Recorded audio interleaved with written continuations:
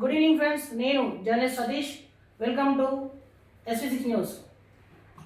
గత కొన్ని రోజులుగా జర్నలిస్ట్ డైరీలో కొన్ని కీలకమైన అంశాలపై మనం వార్తలు ప్రచురిస్తూ వస్తున్నాం. ముఖ్యంగా ప్రైవేట్ హాస్పిటల్స్ చేస్తున్నటువంటి దౌర్జన్యాలు, వాళ్ళ అక్రమాలపై వరుస కథనాలతో మనం సంచలనం సృష్టిస్తున్నాం. దానిలో భాగంగా ఇవాల్టి పేపర్లో మనం ఉదయం ఒక వార్తను ప్రచురించాం. నిర్లక్ష్యానికి మూల్యం చెల్లించేది ఎవరు? ఈ వార్తపై రంగారెడ్డి జిల్లా కలెక్టర్ నారాయణ రెడ్డి గారు స్పందించారు. దీనిపై మనం రాసినట్టు వార్త ఒక సంచలనం సృష్టించడంతో పాటు చర్చనీయాంశంగా మారింది.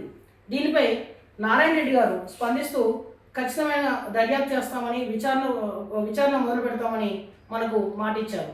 అసలు విషయం ఏంటంటే, ప్రైవేట్ హాస్పిటల్స్పై కాలదాని పర్యవేక్షణ డిఎంహెచ్ఓ ఎవరైతే ఉన్నారో ఆయన పర్యవేక్షణ అసలు ఇక్కడ లేనేలేదు. నగరం నడిబొడ్డు సాగుతున్నటువంటి ప్రైవేట్ హాస్పిటల్స్ ఏవైతే ఉన్నాయో వాళ్ళు చేస్తున్నటువంటి నిబంధనలను అతిక్రమించడంతో పాటు రూల్స్ అనేవి అసలు పట్టించుకోకుండా కేవలం డబ్బు సంపాదనే ధ్యేయంగా సాగుతున్నటువంటి హాస్పిటల్స్ అక్రమాలపై మనకు సంధించినటువంటి వార్తా కథనం ఇదంతా కూడా.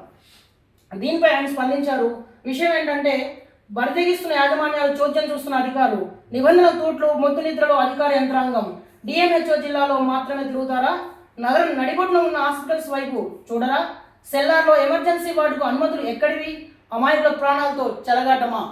ఇది ఆ వార్త ముఖ్యాంశము. దీంట్లో మనం ఏం చెప్పామంటే, వార్త ప్రధానంగా నీలాద్రి హాస్పిటల్, అలాగే గాయత్రి హాస్పిటల్, వనస్థలి హాస్పిటల్, ఈ హాస్పిటల్స్లో రూల్స్ అనేవి అసలు పాటించట్లేదు.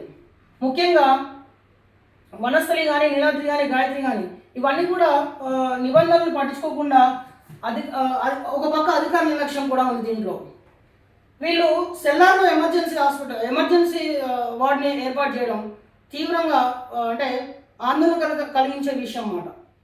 సెల్లార్లో ఎమర్జెన్సీ వార్డు పెట్టడంతో పాటు అర్హత లేని డాక్టర్లతో వైద్యం చేయిస్తున్నారు. దీనికి సంబంధించి మన బ్యూరో చీఫ్ ప్రత్యక్షంగా వెళ్ళి దీనిపైన నిఘా పెట్టి వాటి దగ్గర అక్కడ ఉన్న సమాచారం కూడా సేకరించారు, వీడియోలు తీశారు, స్ట్రింగ్ ఆపరేషన్ చేశారు. అయినా కూడా డిఎంహెచ్ఓ వెంకటేశ్వరరావు గారికి సంబంధించినటువంటి ఆయన నుంచి ఎలాంటి స్పందన రాకపోవడం నిజంగా బాధాకరం. అదే దీని తర్వాత మేము వెంటనే కలెక్టర్ గారితో మేము మాట్లాడగా ఆయన దీనిపై స్పందించి విచారణకు ఆదేశిస్తున్నట్టుగా తెలిపారు.